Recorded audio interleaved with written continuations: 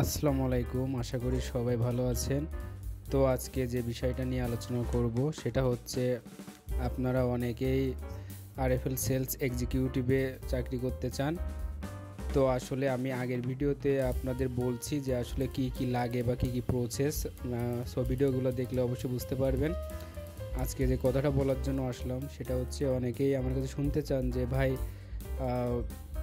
আমি আগে আরএফএলে জব করতাম, সো রিজাইন না দেওয়ার পর আমি চলে গেছি, এখন আমি চাকরিটা করতে চাই আবার। তো আসলে এটা করা যাবে কি না, তো এই বিষয় নিয়ে আপনাদের সাথে কিছু আলোচনা করব। যাই হোক, এখন বিষয়টা হচ্ছে আপনি যদি আগে চাকরি করতেন, দেখা গেল অনেক ক্ষেত্রে দেখা যায় যে আপনারা ক্লিয়ারেন্স না নিয়েই চলে যান, সো আবার নতুন করে ঢুকেন, তখন দেখা যায় যে আপনি একটা সমস্যার সম্মুখীন হন যে মানে আপনার স্টাফ আইডি অন হয় না। ঠিক আছে, স্টাফ আইডি অন হবে কীভাবে বলেন?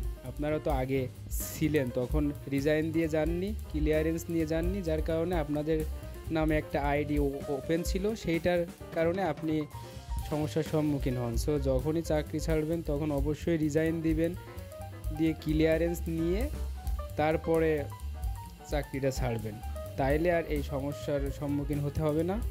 এইটা অবশ্যই মাথায় রাখতে হবে সবাইকে, কারণ এখানে ফাঁকি ঝুঁকি দেওয়ার মতো কোনো সুযোগ নাই যে আপনি ভাবছেন যে কোম্পানি হয়তো জানে না যে আপনি রিজাইন দেননি, বা কেউ হয়তো জানে না। আসলে এইটা আসলে ভুল ধারণা।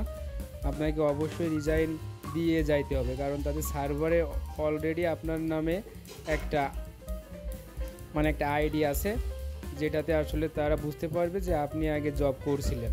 আর এইটা একটা ব্যাড দিক হচ্ছে যে তাদের আপনার প্রতি একটা নেগেটিভিটি চিন্তাভাবনা চলে আসে, কারণ আপনি রিজাইন না দিয়েই চলে গেছেন। তারা হয়তো ভাবতে পারে যে আপনি হয়তো কোনো অকারেন্স করে গেছেন, বাট এইগুলো আসলে তো ভালো মানুষের কাজ না। সো অবশ্যই আপনাকে রিজাইন দিয়ে ভালোভাবে যাইতে হবে, তাইলে নেক্সট টাইম আপনি যখন ঢুকবেন তখন আর কোনো সমস্যা হবে না।